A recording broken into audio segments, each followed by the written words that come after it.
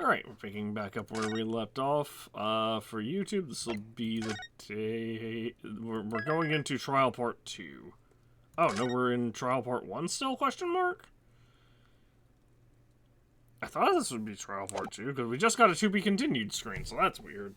23rd October, 10:44 a.m., the Old Bailey, Defendant's Antechamber. Mr. Naruhodo, the audio broke, like, immediately. What on earth were you playing at just now? Or rather... What on earth were you playing at all along? My hypothesis! My amazing hypothesis! You've been picking holes in it from the start! Sorry about that. But you promised me! You said you'd prove that the dreaded explosion was an accident, not murder! You said you'd keep my precious invention from falling into anyone else's hands, but all you've done so far is try to undermine me! Yes, I did make you a promise, you're right. I said that I believe in you and fight for your freedom to the very end. But I also told you I was no scientist. I also don't understand your hypothesis.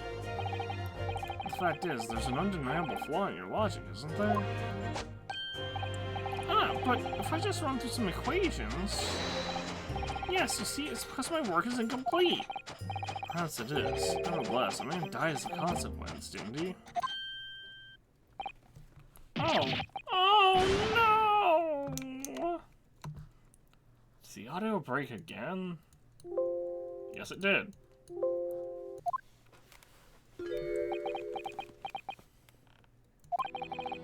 You're right. You're so right. It's all my fault. I have no right to blame you for my failures. I'm a disaster. Not just as a scientist, but as a human being. Oh, that might be a little over the top. Oh, on subject. Well, what about that Barrack? He's being awful. Claiming his old university friend to be a murderer, you mean? He's a disaster, not just as a prosecutor, but as a human being. Oh, but no, wait, he's the Reaper, isn't he? Perhaps he's not classified as Homo sapiens anymore? Glad that's cleared up. Can I double check something with you? Ah, yes? What? The machine and demonstration you prepared, they're based entirely on your hypothesis, I presume. There was no trickery involved? I drew the plans for that machine with my very own hands. Every line was painstakingly drawn with the firm belief that science is the only future. So yes, it's true that my hypothesis hasn't reached maturity yet, but please, Mr. Naruhodo, you must believe in it. Alright, Professor, I understand. Counsel, defendant! Prosecutors and witnesses are ready to take the stand. Court is about to be in session again. Make your way into the courtroom, please.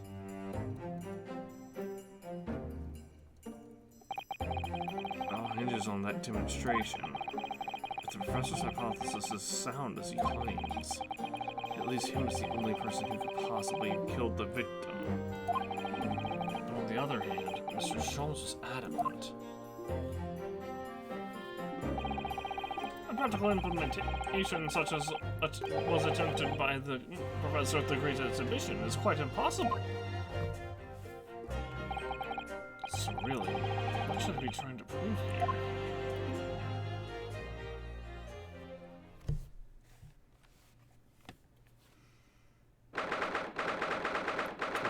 October, 11 a.m., the Old Bailey courtroom.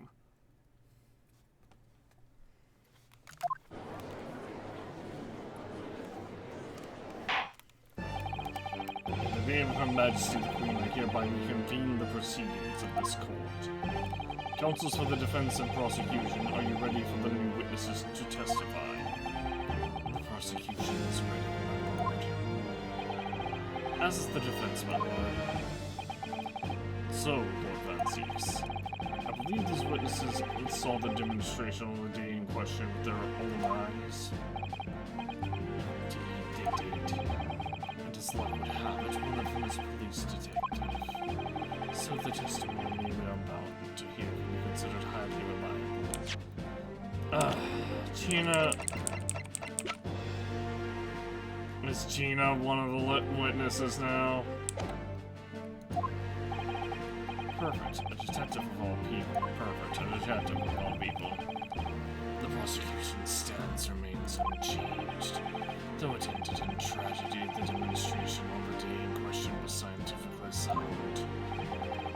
And consequently, the sole person with the opportunity to have committed this act of murder is the only other individual to have been present on the stage at the time. The accused. Thank you, Watson.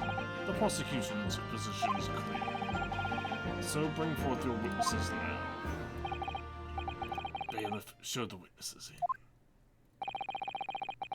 The witnesses whose proximity to the incident on the day in question will clarify the truth unequivocally.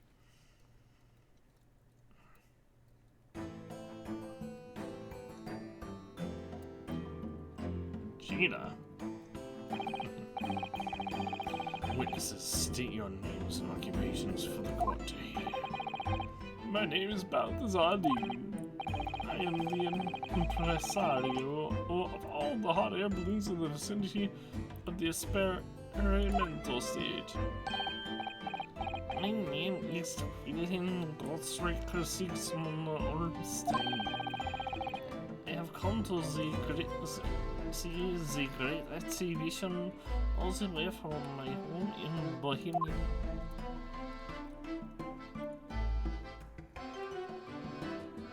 In Bohemia. I'm very late. Inspector Gina Lestrade, Scotland Yard. I'm a great detective. Even Sherlock Holmes agrees. I was on security duty at the exhibition. I went to go up in wild balloons. It was amazing. Gina again. She did mention that she'd seen the disaster from up in the balloon, actually, didn't she? She clearly loved every minute of it.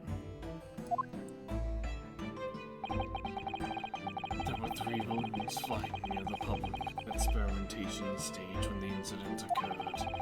2 of these witnesses were in one such balloon at the time and saw events unfold from the skies above.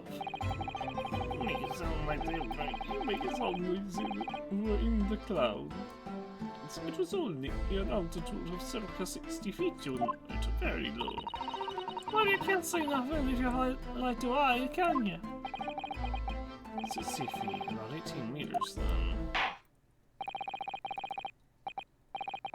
Thank you for your introductions. Now you will give your formal testimony for the court. Kindly describe exactly what you witnessed, especially those of you who had a vantage point above the stage.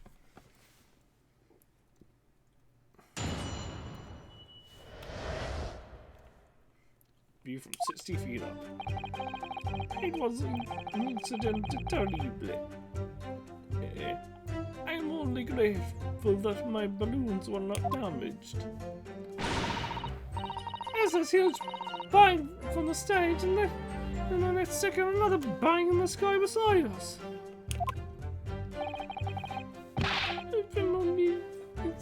Even amidst the smoke, it came up here out of nowhere. It felt like a storm, and then crashed into the crystal tower. I didn't get off the side, but no one went near after it crashed into the tower. Most extraordinary collective account, I must say. I need to reread all of that. Hold on a second. Terrible incident, only full balloons weren't damaged. Huge bang, then another from the stage, then that second another bang in the sky beside us. Amid the smoke, a cage appeared out of nowhere. Then it felt like a stone crashed into the tower. Didn't get a good, but no one near it after it went crashed into the tower. Can I just clarify something? There's a detail in the witness testimony that I've not heard any mention of until now. Specifically, that there were 2 explosions. More precisely, 2 explosions in 2 separate places, yes. When the demonstration began, the balloons carrying the witnesses, 2 witnesses, was around here. There were other balloons in the air nearby at the time, carrying other passengers as well, to be clear. Then, as power was supplied to the machine for the demonstration, the first explosion occurred. The so-called bird cage contained the victim disappeared from the stage, and a moment later, the second explosion occurred directly adjacent to the balloon carrying the witnesses. The bird cage appeared at the site of the explosion, subsequently to plummet down into the Crystal Tower. I was very surprised. Suddenly a cage appeared before my eyes of a visa person inside. The blast was so... Well, I didn't want to miss a song. I sing. So I kept my eyes open wide.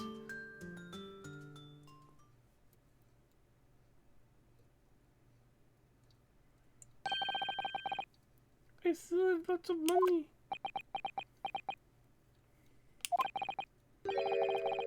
Precisely who is this curious infant? I'm told he is a young noble of Bohemian royalty. Apparently he disguised himself in order to steal unnoticed into the Great Exhibition.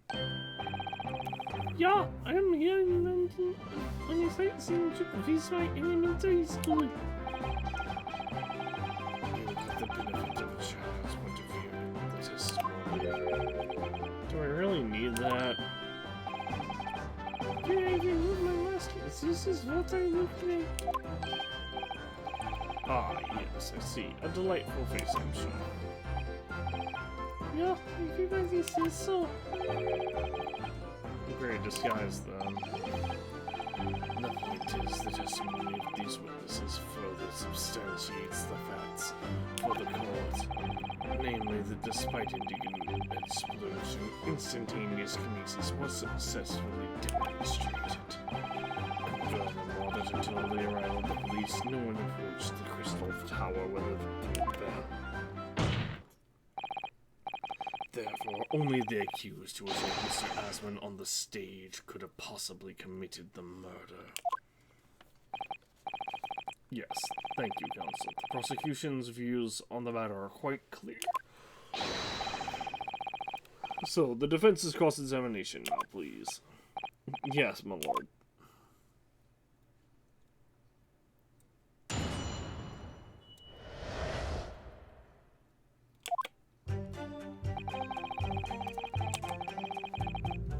I'm gonna save real quick.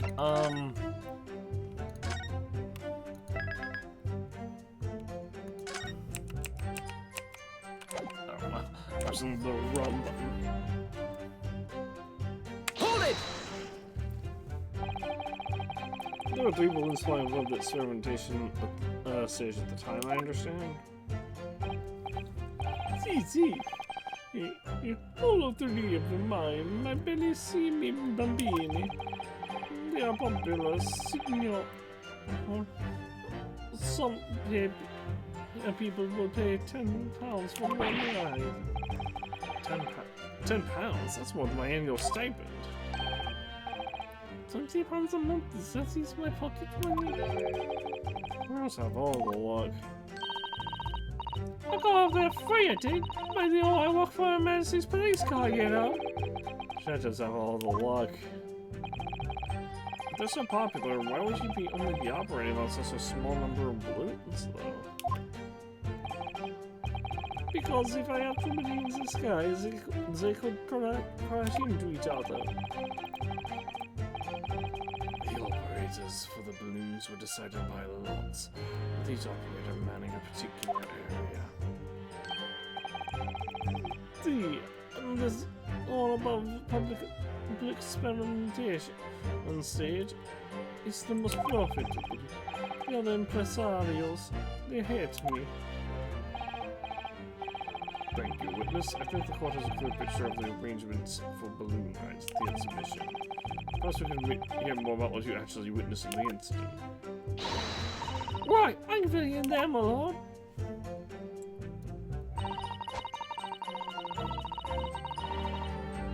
Hold it! Actually saw the accident happen from up in the air. Yo, ain't it amazing what the detective gets to delay? I'm telling you, Otto, being loyal to some mugs guy, you should join the force and we can go flying together. You know me so well. Yes, well, anyway, could you tell us exactly what you saw, do you think? Everything! We saw everything, because we were above it all. I know you can't climb into that cage, and I told you Professor put more than nevers. And that's where it happened. That's when there was a legend bang and the cage disappeared, just like it. You were describing the moment the subject's body was decomposed by the electricity, I believe. I didn't know what to make of it, but there was another bang right in the air. I looked right, and there was... That's Pither. I used a great firebolt right next to us in the sky, and nothing was there before. Excuse me! Master Gods, does your memory of the day differ? You know, I don't think he actually introduced himself, did he? Yeah, no, Bohemian Boy. How do we know his name, son? Elementary school said that when you meet someone for the first time, you should always use your full name. Ah, yes, what was it again? And then Patrick 6 on the Ormstein. Oh, Wilhelm Gottschalk Sigismund Ormstein. Just the 4 names, then? The point is, do you have something to say? Do you have something to add in, response to Gina Lestrade's last remark? Oh, get it right, Otto! It's Inspector Lestrade! Why does everyone have a problem with how I address him at the moment? Oh, that's right, he did introduce himself. That is not what I saw. Oh? No, there was a second explosion that falls right beside our balloons. That is true. I'm sure. Which is what I say, ain't it? Well, it was nothing unless a massive explosion. I mean, to say in this possibility someone else is speaking. If you're reading the drink out, you feel how the most unfortunately imaginable. All Bohemians brought up to be so full of joy.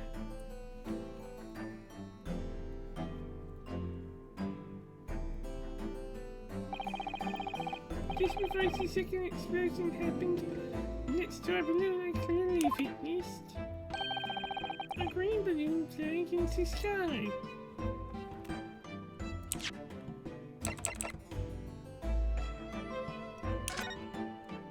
Canvas-like material.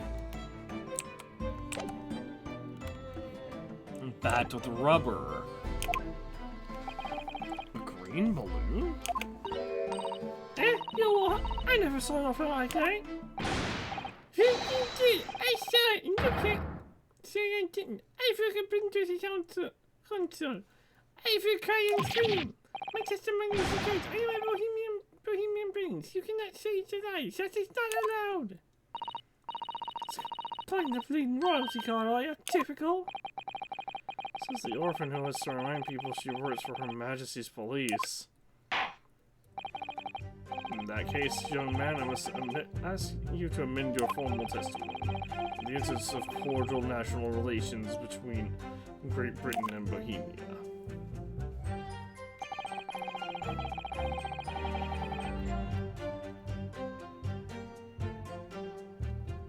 It was a green balloon at the time. Okay, we're gonna save here.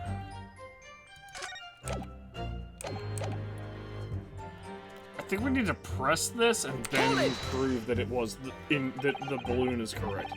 A green balloon, you say? Are you sure about that?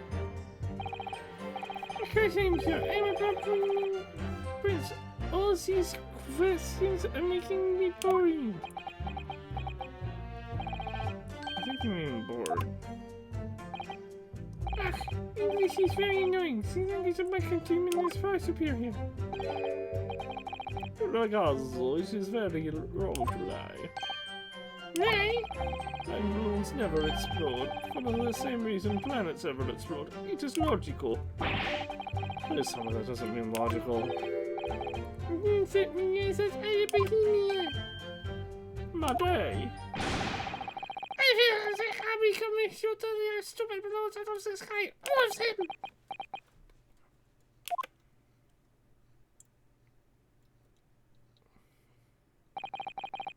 Here you are, in your hands. How do you keep getting those balloons? Well, all international incidents were seriously resolved. Now that peaceful relations have been restored here in the court, perhaps we could return to the testimony. Did you also see the moment that the cage materialized, Mr. Liu? No, I did not see the explosion myself. However,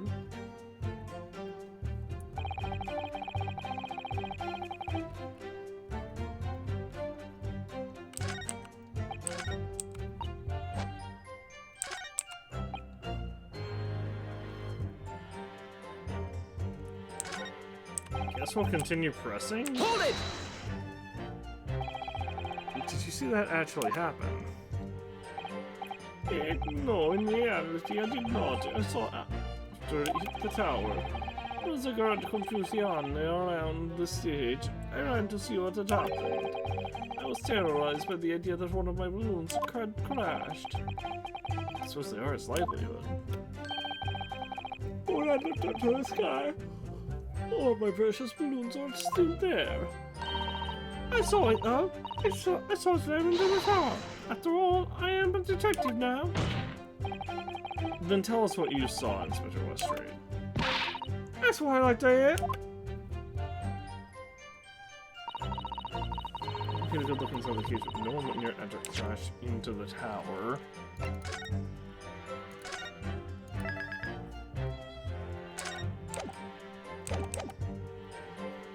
Hold it! Was it you who gave the order to keep people away? Eh? Use your head, Otto. How could it have been me? I was up in a balloon, weren't I? Right.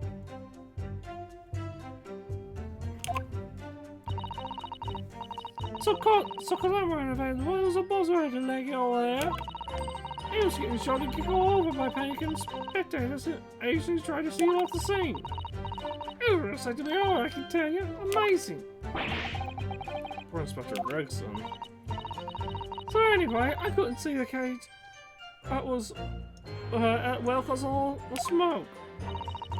I didn't really want to see, to be honest. I was scared out of my wits. Keep it together, Inspector. The prosecution really is asserting that the demonstration was genuine. Sorry for the yawn there. But what if it actually was some kind of switch-around trick instead? That would mean that the victim was never actually on stage in the first place.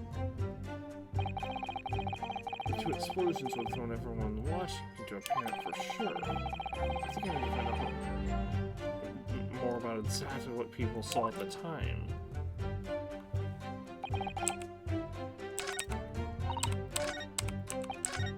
Oops,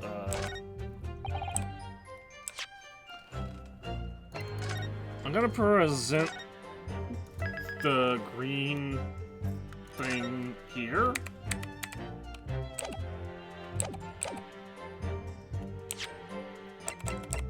Piece of green cloth. Let's see what happens. Objection! Nope.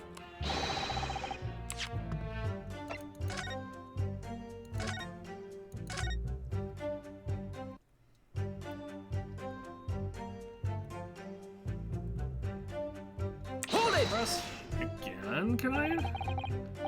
And balloon.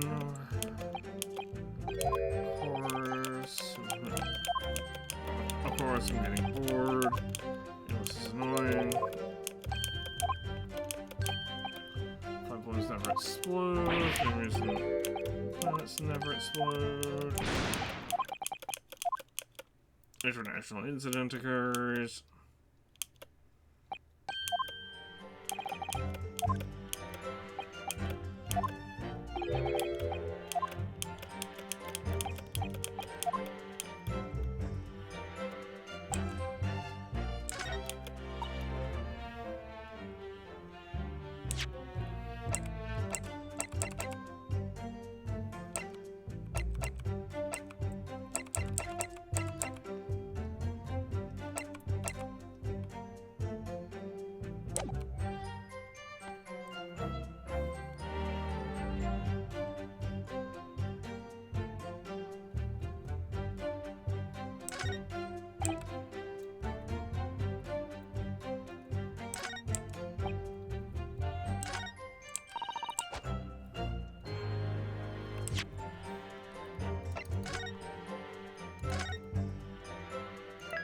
Let's try. Hold it! Pressing here. Saw that happen. Yep, it's amazing. Made the lawyer says to be a detective. Tell me what happened. I saw everything. Got all the levers. Case disappeared and burned in an explosion. Tomato. This is the thing right in my ear. It's around a big fireball. But nothing was there before. Finds the case, that's what. That description says the moment after the man was penis instantaneously through space. Mind blowing. This is from the century for you. This is solid administration of their own eyes. I don't believe they saw something miraculous taking place.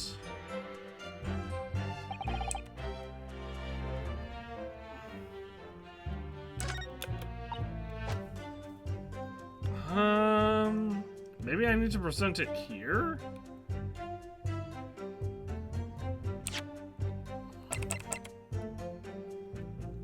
Objection!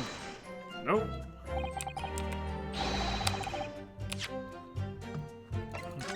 The defense would like the video game to be smarter.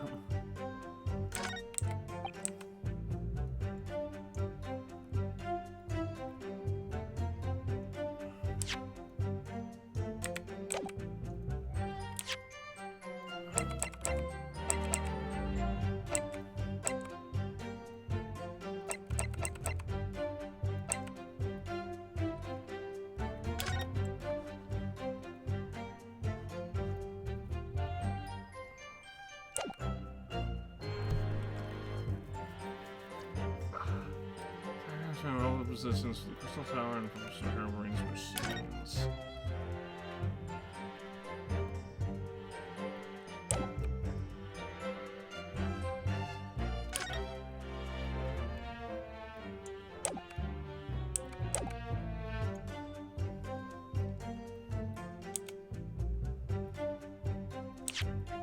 I know what I'm trying to say.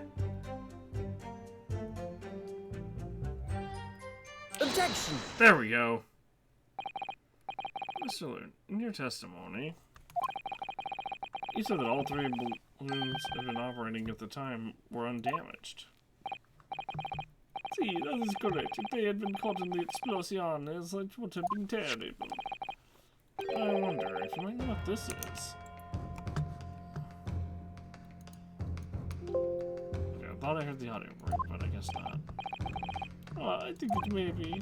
See, part of a balloon, a burnt piece of the fabric of the envelope. Sorry, the envelope? Part of it. That is the large round part of the balloon which becomes filled with hot air. It is made from a very thick fabric lined with rubber. You do not want it to rip when you're in the sky. Just as I thought. This bit of cloth was found near the experimentation stage. In other words, as Master Gotts testified, the green balloon did indeed explode that day. Eh? If all the balloons in the sky above the experimentation stage belong to you, Mr. Loon, then your statement that they were all undamaged clearly contradicts the evidence.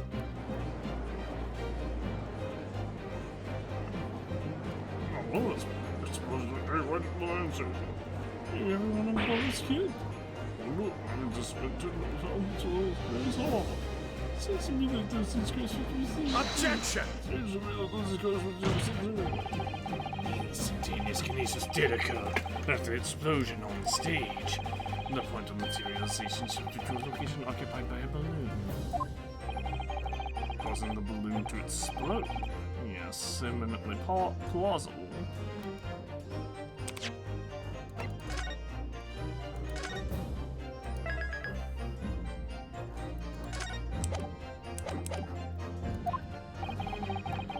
Unfortunate, tragic accident as it were, but it changes nothing about the personal facts.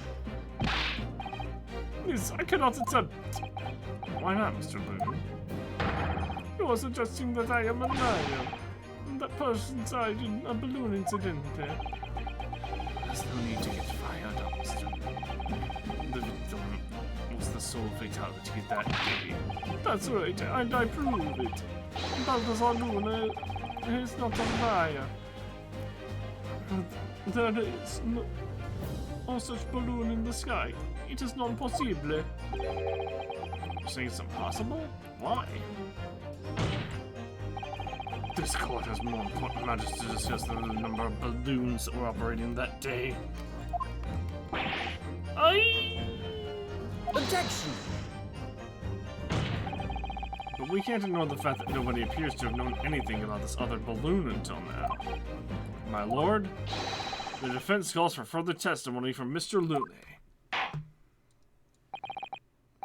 I concur. There's clearly more to the truth here than meets the eye. It's imperative that we clear up the issue of this phantom balloon, I feel. Witness, you will give supplementary testimony about the balloons you were operating at the exhibition. Oh, grazie, my lord. Grazie, my lord.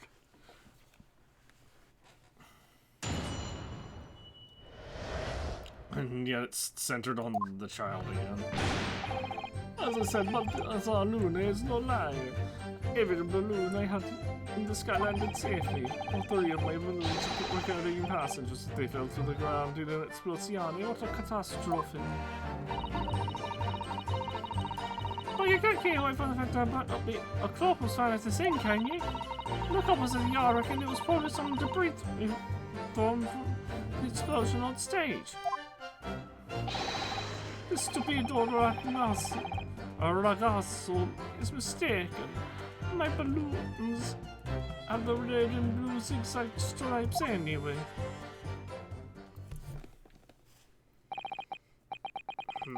So your assertion is that the balloon this child saw was not one belonging to you?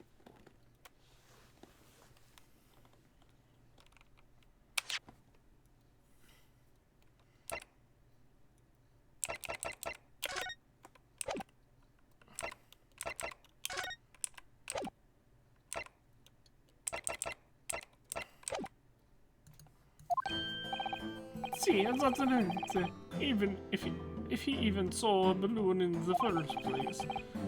I do not like the sound of it. It is very bad for business. I have a good mind to sue the land of Bohemia. Yeah, I guess it's really fair. It's fine.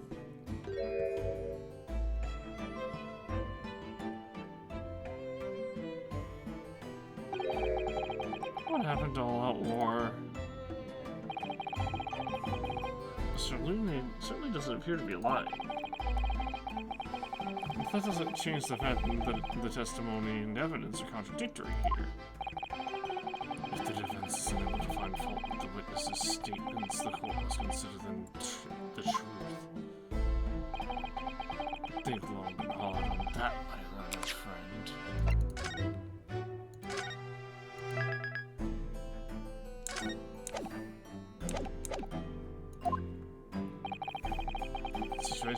might change now. I get to the bottom of what happened here, no matter what it takes. Counsel, you may now cross-examine the witnesses.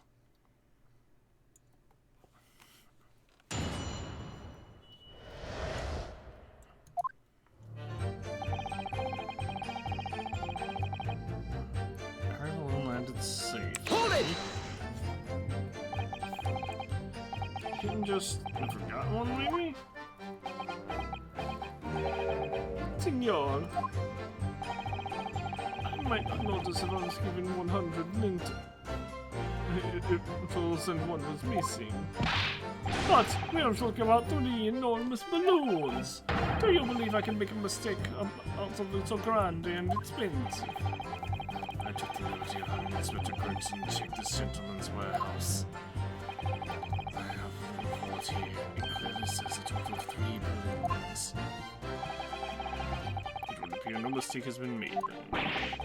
Surely Miss Lester could have been sent for such a menial task. What, me? I'll tell you what I told the boss. He said kids like me can only count up to 10. Obviously that ain't true, but the boss bot is saying he ever got himself in that case.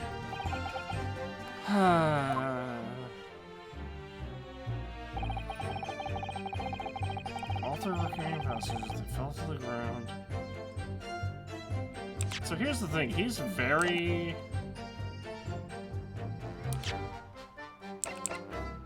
He's very insistent that there were 3 balloons. We can only see 2 in this diagram.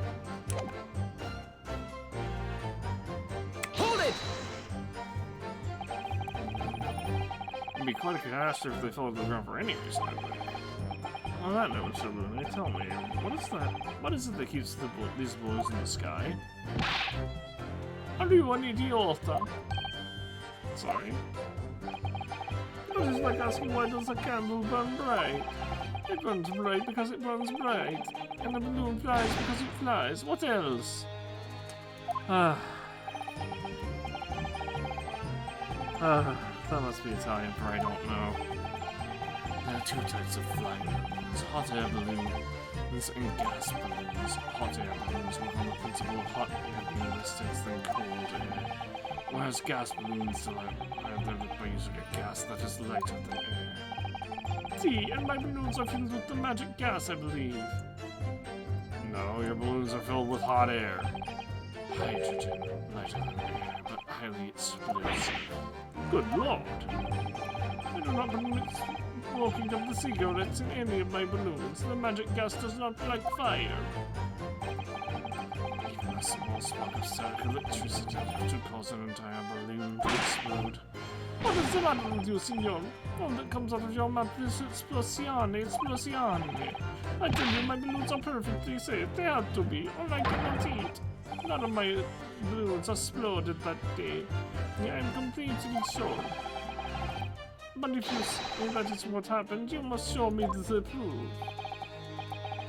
Unless Mr. Balloon had 3 balloons in the air that day. If none of them were damaged, then what was the one that exploded?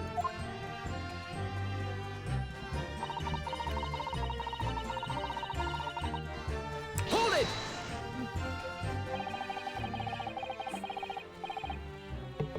I was surprised to find the piece of fabric still at the scene, actually.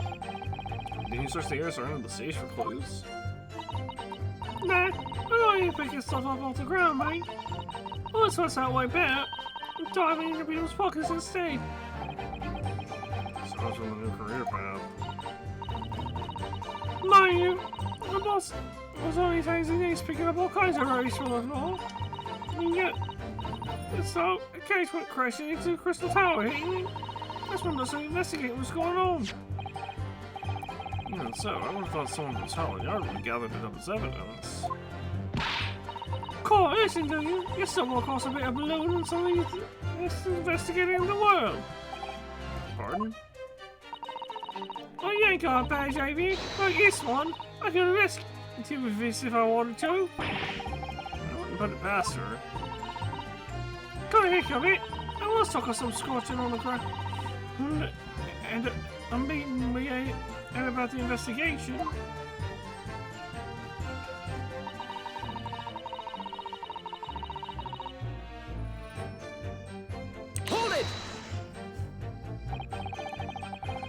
There was considerable damage to the stage and surrounding area, wasn't there? Yay! Some of the crows were watching the experiment were caught in the blasting agent. Good job your contraption didn't keel over, eh? I hadn't even considered that. It seems there was a great panic after the incident occurred. Nevertheless, the police shouldn't have missed a torn piece of the envelope from the balloon. Inspector Grayson can expect repercussions. That makes open all these fish and chips, eh? Man's sole pleasure. None of this matters. That scrap of balloon envelope is nothing. Niente.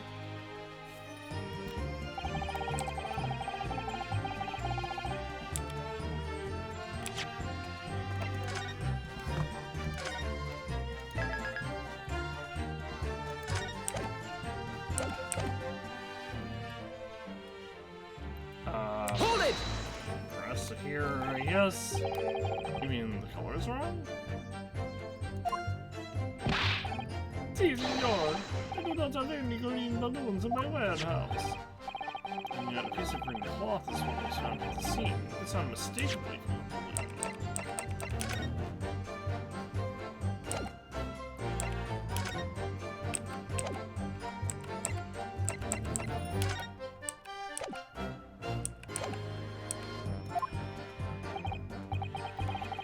I do not know how that can be.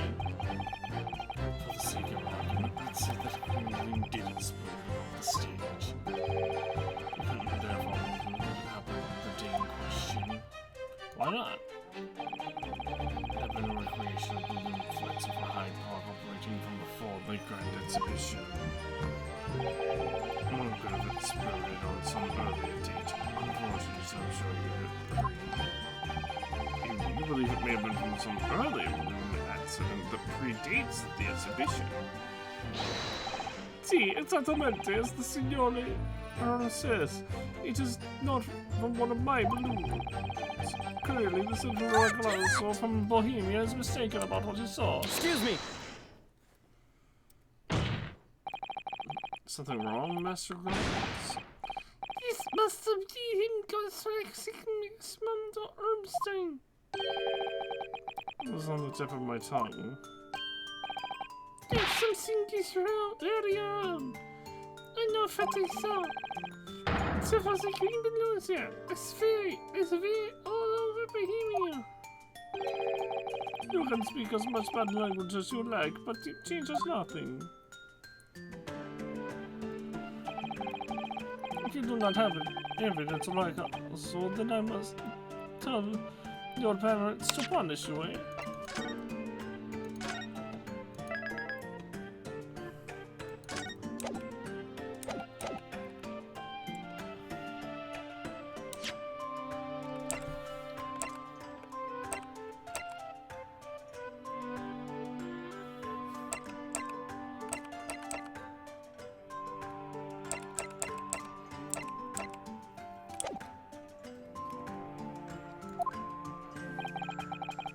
Perhaps we'll let the judge decide when it comes to punishments.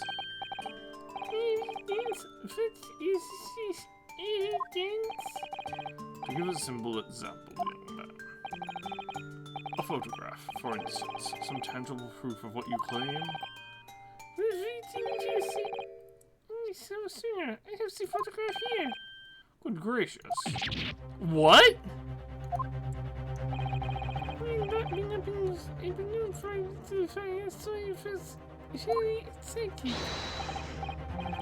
Another photographs. Of the Crystal Tower, of the Bohemian Tea, of the Sweet Odonna, of the Hot Eater Sailor, of the Balloon. And the instantaneous kinesis experiment? Did you take a picture of that? Yeah, one picture. Really? You did take one? But all I fancy was using a balloon. I first interested in balloon experience. Never mind that. Can you show us that photograph? Of course, and send you if you see. If you see something not made. Is that a really GTX green balloon? It's a black and white photograph.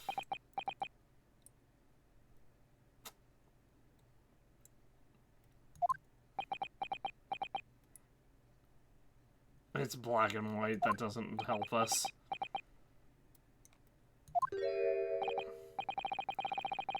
Yes,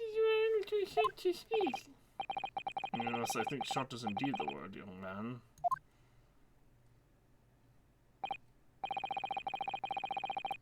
Perhaps you cannot see the green balloon from this photograph, but it's not just that my phone is the photo of the stupid person who makes the camera.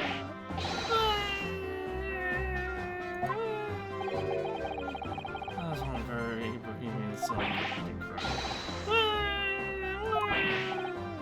Very well, the court will accept this photograph as evidence. Alright, this is another balloon that becomes screen exploded in the moment after he took this shot. It's not my fault. It's the fault of the person who made the camera. That's okay. Maybe we can figure something else out here. Like, what is this bright arc? What is this?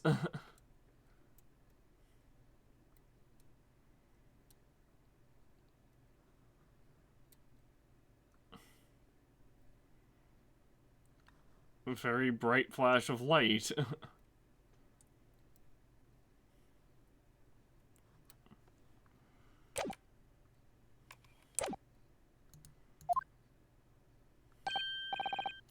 Well, never mind. I'm sure you have plenty of wonderful sepia memories to take home with you. In any case, when exactly did you take that photograph? For some TMCP explosion. You don't say. My person said I released the surface is very now bang. But a hot wind raced over my face. That means this photograph was taken a split second before the explosion occurred. Well, if you ask me, this black and white photograph changes nothing. I could not give the flying fig. Lovely language you picked up. As I thought, Mr. Lumen's testimony just doesn't quite add up. The Bohemian boy claims to have seen another fourth balloon, but Mr. Lumen vehemently denies the possibility, and it's hard to imagine the man in charge would be mistaken about the number that were in the air.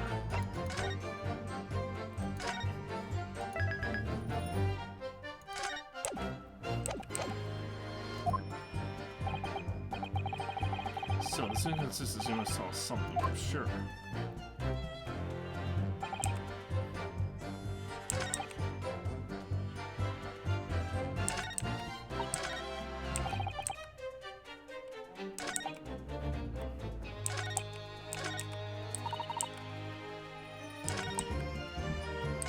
I don't remember where he was wanting. I think it was this one he was wanting evidence at. Don't tell me what keeps the winds in the sky. He doesn't actually know that it's literal. He doesn't actually know. The audio broke.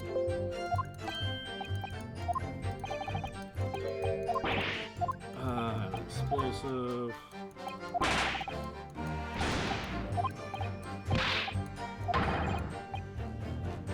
No balloons is what you said that you must show me the proof. Alright, specifically 3 were damaged, so what was the one that exploded?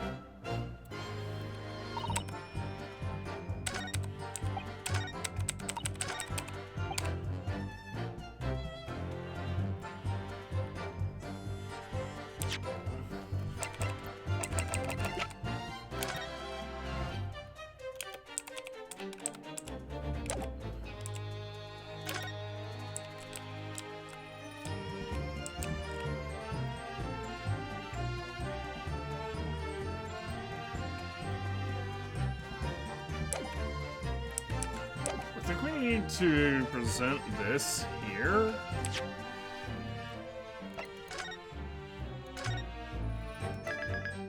Could be wrong.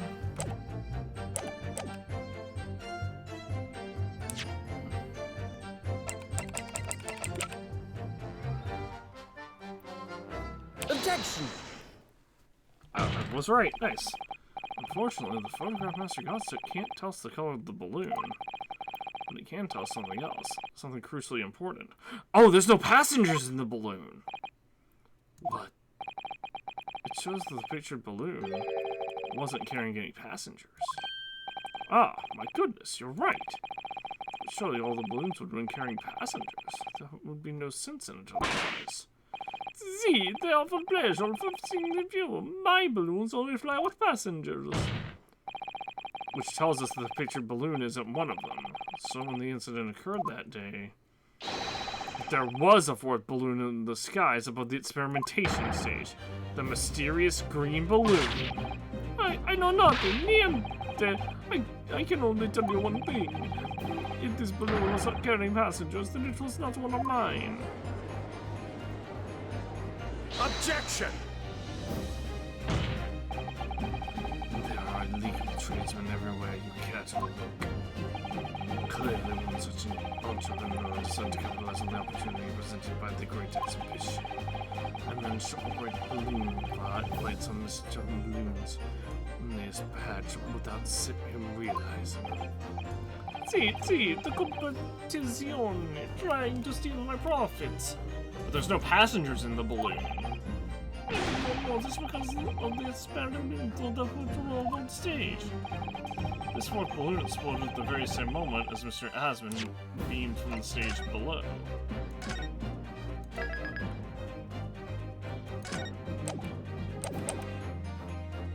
Was beamed from the stage below.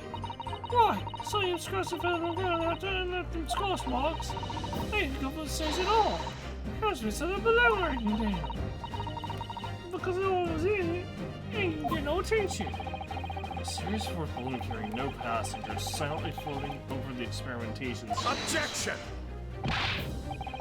This photograph shows us nothing more. A stray balloon carrying one operated by some rogue trader who clearly has nothing to do with the case. Its relevance does elude me, I must say.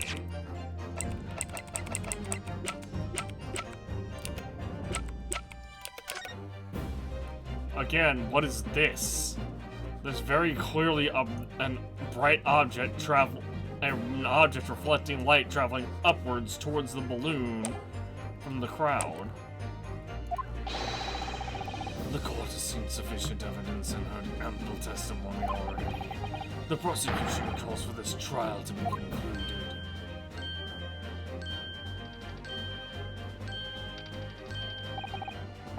Really? We really got to the truth yet? No, I can't let this opportunity slip away. The jurors' minds are made up, and not in our favor. What else can this photograph tell us? Is there nothing more we can learn from it? There's more. I accidentally clicked it. Ladies and gentlemen of the jury, wait. Please don't give your decisions yet. The photograph the master got may well be hiding one more vital clue. What's that? A vital clue! Objection! We're well past the point of mere possibilities. It's time for definitives now, so tell the court. What exactly does this alleged clue in the photograph? Cause of the explosion. We can reasonably assume that the pictured balloon was destroyed in the searing heat of the explosion. Yeah, this is right. Yeah, Evidently, but because the bird came from the kinesis machine materialized in the sky where it had been flying, and the balloon being filled with flammable hydrogen instantly exploded and explosively. Objection! No, that's not what happened. That's not what happened. What?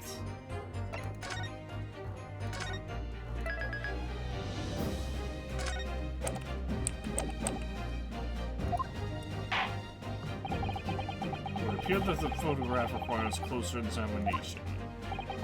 Counsel for the defense, you will highlight the location of this alleged clue in the photograph for the court.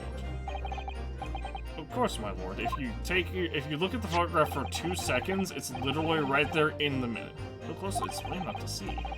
let's try to stick to another piece of evidence we have. Wait, that leads to an unbelievable conclusion.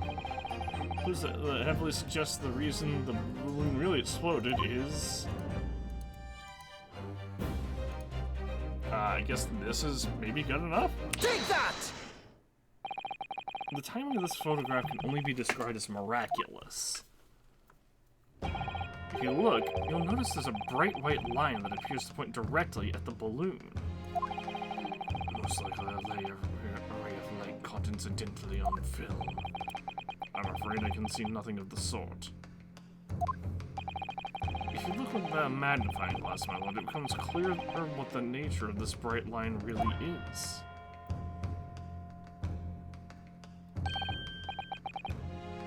Goodness, what is that? Undeniably some flash of light, yes. Oh golly, do you think it might be lightning? But it couldn't have been avoided. It couldn't have been avoided, eh?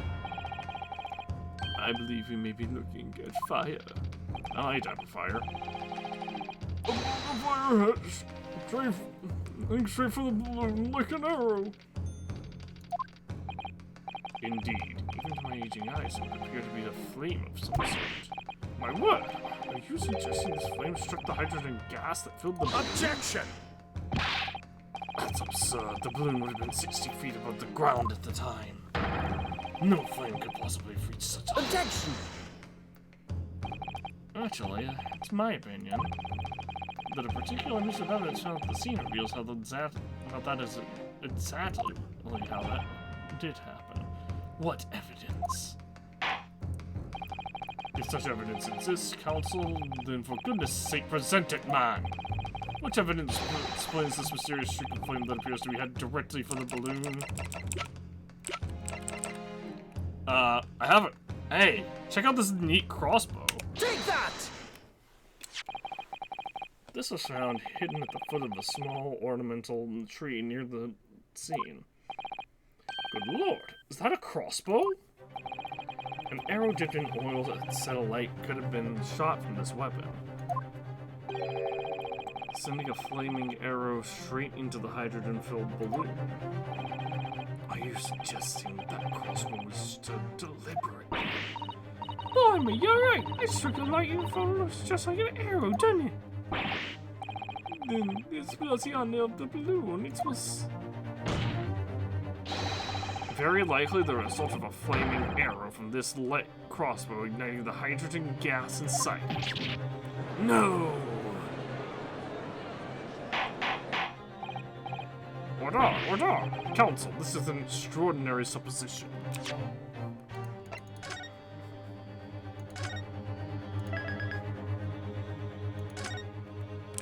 We still haven't figured out how to prove that the murder weapon wasn't the murder weapon, though. If the aim of the car was to cause the balloon to explode, the shooter could have used a gun, of course. However, there's an obvious reason why that would have been out of the question. The noise of the discharge, of course. That's right. By using a crossbow, the projectile can be fired at the balloon silently. Oh yeah, if someone shot off in the exhibition grounds, it would have caused a real panic. But with the big explosion, that was a big panic. A very big panic anyway, no? I don't like this. I should be pleased to have found a plausible new explanation for all this, but something feels wrong. Objection! Do you understand the implications of what you're saying, my Nepalese friend? If a flaming arrow did indeed hit the balloon, obviously it would have exploded. If the birdcage appeared from the cloud of smoke that ensued. What? Wait a minute. What are you really saying here? I don't get it. Was a birdcage beamed up into the sky after all? Or what? My goodness me! Now I understand. That's what that sinking feeling is about. I think there's a good chance that the birdcage was actually concealed inside the balloon all along. What? Did I just hear that correctly, Council?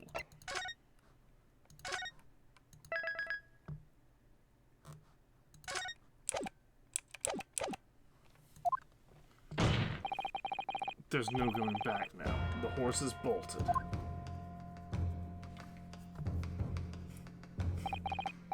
Let's assume, as I said, the birdcage was hidden inside the green balloon from the start.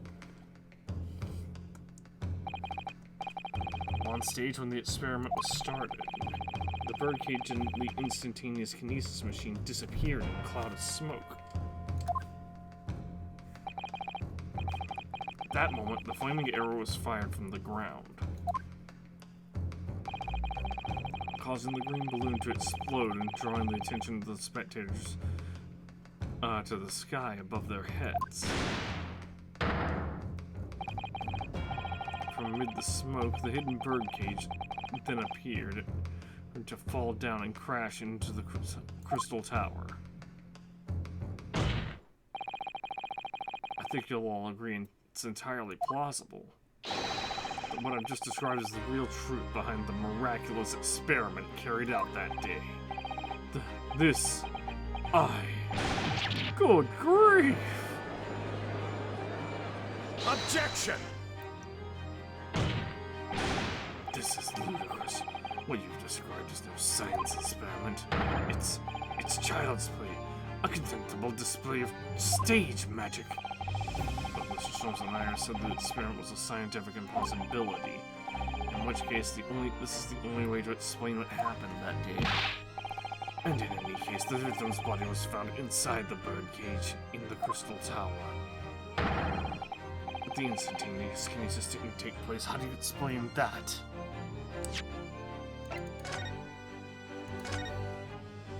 The victim was already in the cage, I'm guessing? I may put in a word as a man of magic myself. Such apparent discrepancies can easily be explained by simple deception. Juror number 3. All that would be needed is a doppelganger, someone who is very similar to the victim, Mr. Assman. And having this other man appear on stage to front the show as a body double. Yes, of course. So in fact...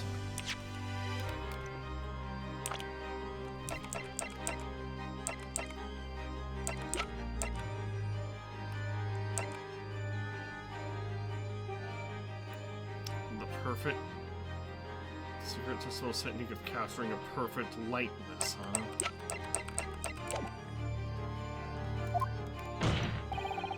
Mr. Asman must have been inside the birdcage that was concealed inside the balloon right from the start. That balloon would have been filled with hydrogen. Anything inside it would have been scattered to the 4 winds when it exploded. No one would have ever embarked on such a risky venture. Not necessarily. The explosive force of the balloon gas would very much depend on the mixture ratio. Is it true number 4? Flying balloons are rarely filled with pure hydrogen, but a mixture of other gases such as helium as well. Helium on its own doesn't explode. By controlling the gas mixture ratio, the explosive force can be altered. The mixture ratio? Obviously, the victim's body would have suffered some burns, and that would be unavoidable. But not to such an extent to render this whole obscene charade impossible.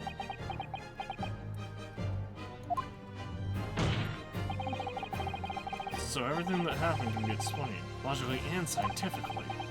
The explosion that engulfed the stage at the start of the experiment was no accident. It was all part of an elaborate deception to make it appear that instantaneous kinesis had occurred. Well, goodness me. I could accept that this is what happened. It means that the victim, Mr. Asman, was never present on the public experimentation stage to begin with.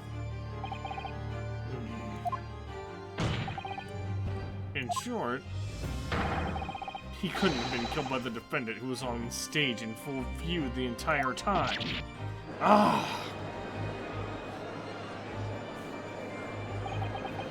This would be very hard for the prosecution to counter. Lord Van Seats can't credibly maintain that Professor Haybrand is a suspect now.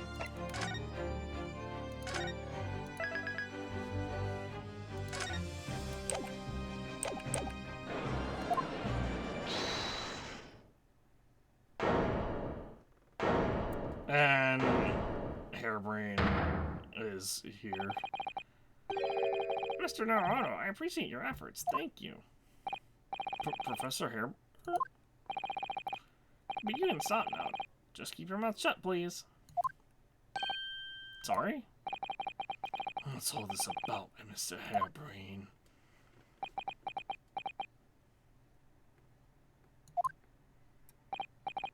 I, Albert Hairbrain, hereby confess that it was me who stabbed Mr. Odie Osman. But it wasn't you.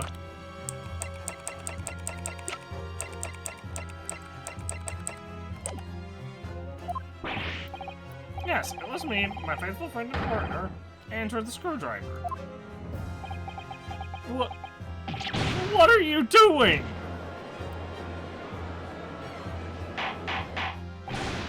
Order! Defendant, explain this sudden confession. Professor Hairbrain, what are you talking about? It's what I've said all along. I must protect my hypothesis and my precious machine. You stand there and claim it was all a trick, all an elaborate prank, but where's your proof? No, you have to examine the machine if you wanted to prove it, but then it would be all over. A beautiful hypothesis would be laid bare. I mean, the indignity of it.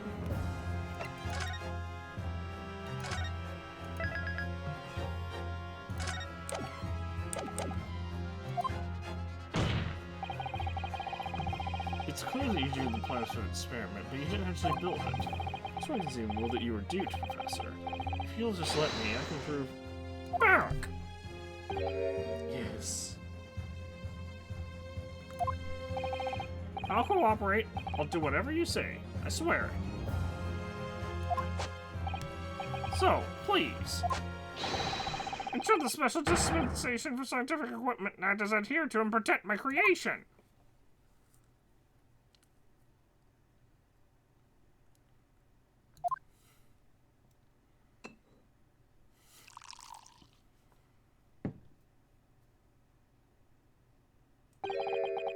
Pray forgive the discourtesy of filling my hallowed chalice at this critical juncture. Here's to my learned Nipponese friend. What? And his upcoming attempt to clarify the defense's position in light of the accused's confession. Do you intend to formally assert that the experiment was nothing more than a conjuring trick?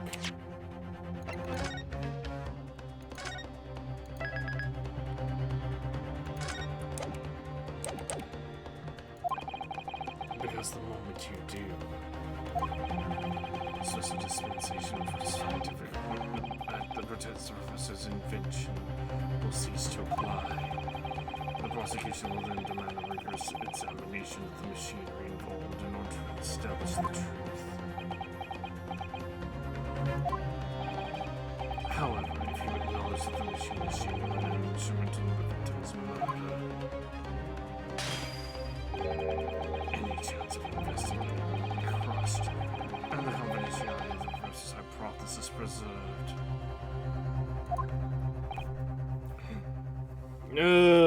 So he's basically saying either the professor is found guilty or he does either the professor gets found guilty or his machine gets examined.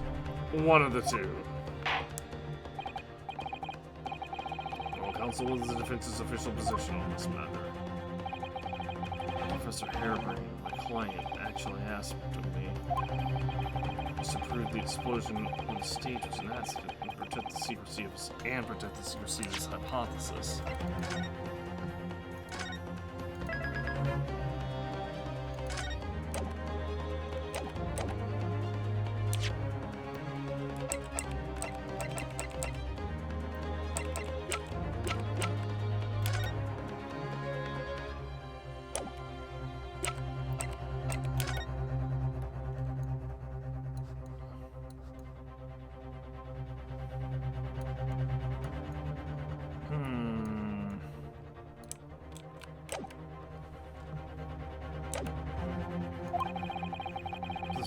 do that without implying the professor's guilt. Do I protect my client's life by asserting his innocence, or do I uphold my client's request but seem condemned? Either way, I can't avoid betraying his trust. You've been silent long enough. Isn't talking your trade, my learned friend? I'm thinking.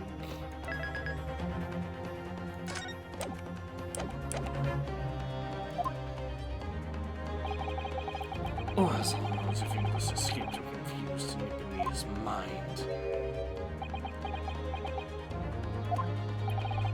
Mr. Naruhodo, there's no escape here. I had to make a choice. But it's impossible. I had to give up on something, but what? The defense asserts that the defendant's instantaneous use machine was in fact...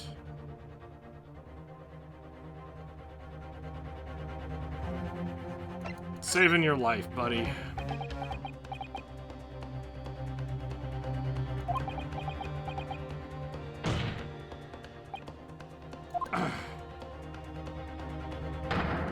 No, I can't see it. My client loses faith in me. I just can't let him down. What must I give up on is not the question you should ask yourself here. It's what can I protect? It's what can I protect? What must I give up here? What? Okay. What must I give up on is not the question you must ask yourself here. It's what can I protect? Hello again, Mr. Naruto. It's been far too long. Susato-san! But what are... Hiya! Okay, yeah, you're real. I first Susato take down in 6 months. There'll be time to talk later, Mr. Naruto. For now, we must concentrate on the task at hand. Which is working out what I had to give up on, but not what I can protect. Mr. Harebrain. Yes? Yesterday you told me that science is the pursuit of truth. Well, my job is to pursue the truth too. Yes, of course. And personally, I believe that you didn't stab Mr. Aspen. I think you've come to realize something yourself too, haven't you? That your experiment and the machine you built with the victim are questionable. The truth behind that is what we must both pursue now.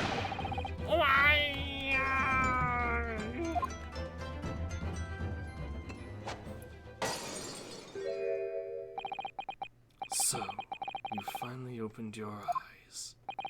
What? And as for you, Albert, you can't ignore this any longer. Having heard my learned friend's assertion, don't you have something to say? But, Barrack.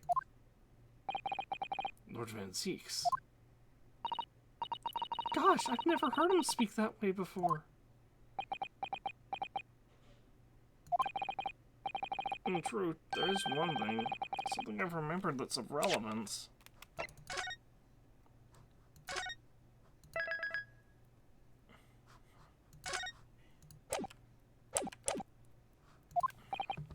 What?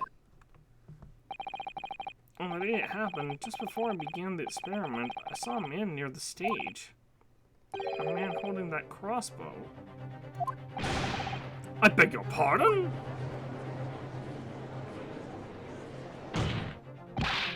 Professor, did the man have any distinguishing features? What did he look like? Did he look taller than me, and thinner than me, with straight hair, straighter and whiter than mine? Did he bear any resemblance to any of these people in my court record? Obviously not. Let me see. One less lens than me too. A monocle. A rather stylish black monocle. One thing in particular will help to positively identify the man. You see, I know him very well. After all, this engineer had built my invention. What? Why wouldn't you lead with that? He built the machine? That's right. Mr. Asmund introduced him to me a year ago. He's a man by the name of Enoch Drebler. Or Drebber, rather. Enoch Drebber? Enoch Drebber? Drebber? Does his name mean something? Members of the jury seem flustered. Not a name any scientist wishes to hear. The man's an abomination. And a name any conjurer wishes to hear either. Who on earth is he? I'm afraid this isn't the first tale of this nature that I've heard in scientific circles with the connection to that, in connection with that. Let's talk of another fun point. It spares that turned out to be nothing but stage trickery in the end. Obviously, the rascals after the government's research grant money. When magicians are in need of money, I have heard of them resorting to these underhanded tactics. Some acquaintances of mine with experience of such things have mentioned Enoch Drebber's name before. Man's both an engineer and a magician. Yes, we're dealing with an unparalleled competence trickster here. That's Enoch Drebber for you.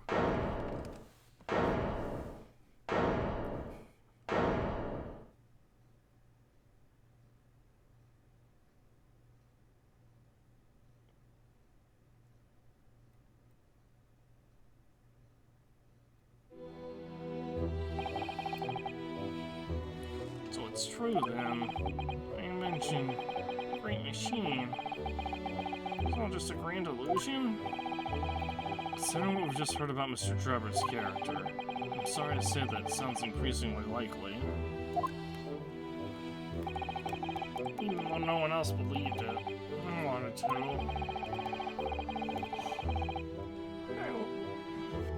I wanted to believe that that machine refunctioned exactly as my hypothesis predicted.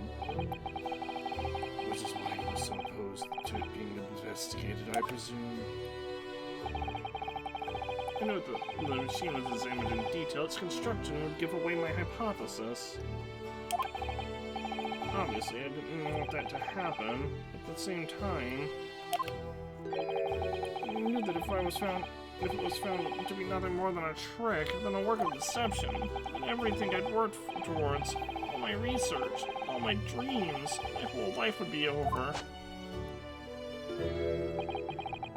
I was terrified at the prospect. So you really had no idea then, did you? About the true nature of the machine that was built, and the true nature of Mr. Drebber. I never questioned anything. I didn't want to question it. Sorry, I yawned. It's entirely possible that Mr. Asmund and Mr. Drebber were working together to use you as a means of fraudulently acquiring the research grant money.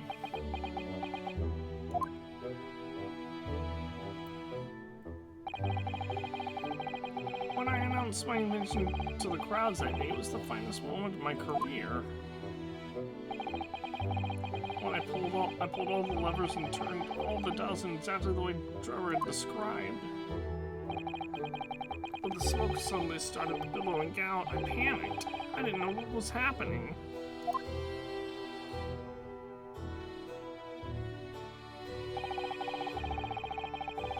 But really, I don't know how the whole illusion was made to work. I don't know anything anymore.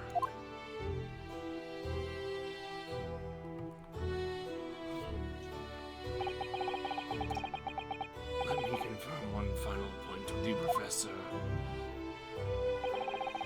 Do you now consent to the prosecution submitting the necessary paperwork to release your invention from the protection afforded by the Special Dispensation for Scientific Equipment Act? Yes, please go ahead. I'm very sorry.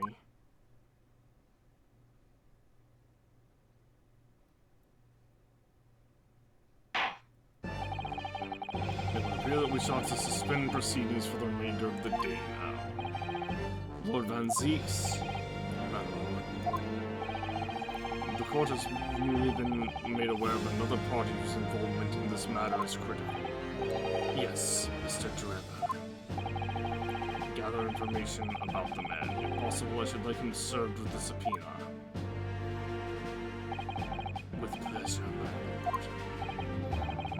counsel for the defense? Yes, my lord. When we reconvene, I shall be looking for one thing and one thing alone. Evidence. The defendant is innocent of the crime for which he presently stands accused. I understand. Good. In that case, this court is adjourned until tomorrow morning.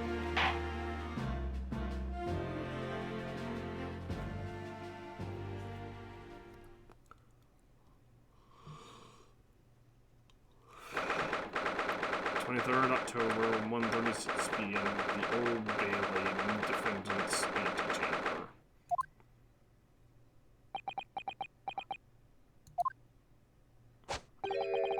Mr. Naruhodo. Ah, yes. I'm so sorry. I was wrong. You were right. I tricked you. You trusted me. I dragged you into my mess. Oh, how did it ever come to this? I'm so sorry.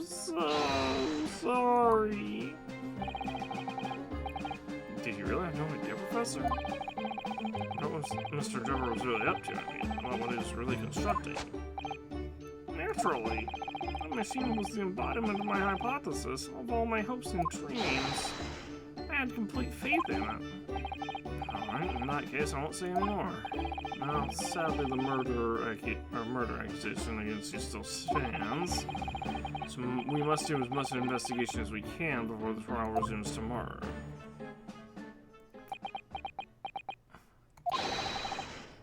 Well, thank you for doing so much for me.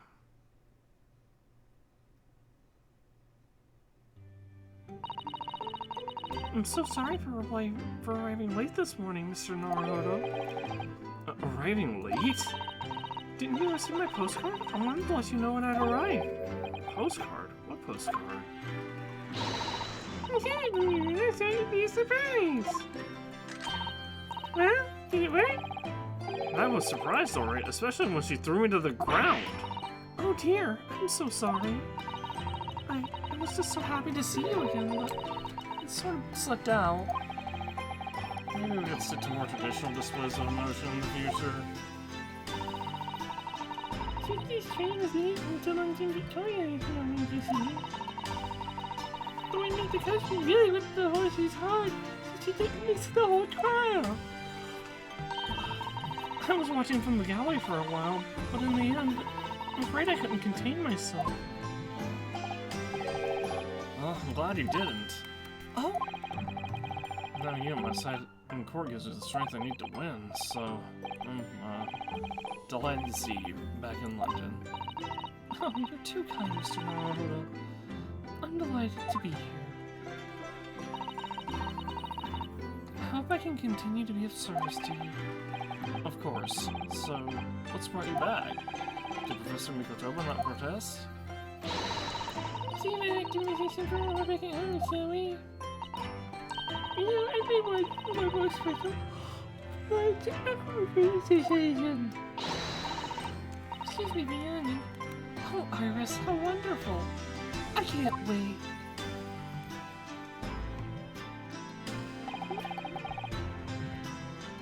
Susato-san was back in London.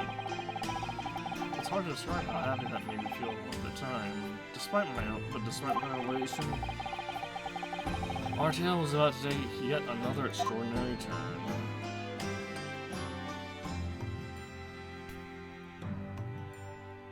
To be continued.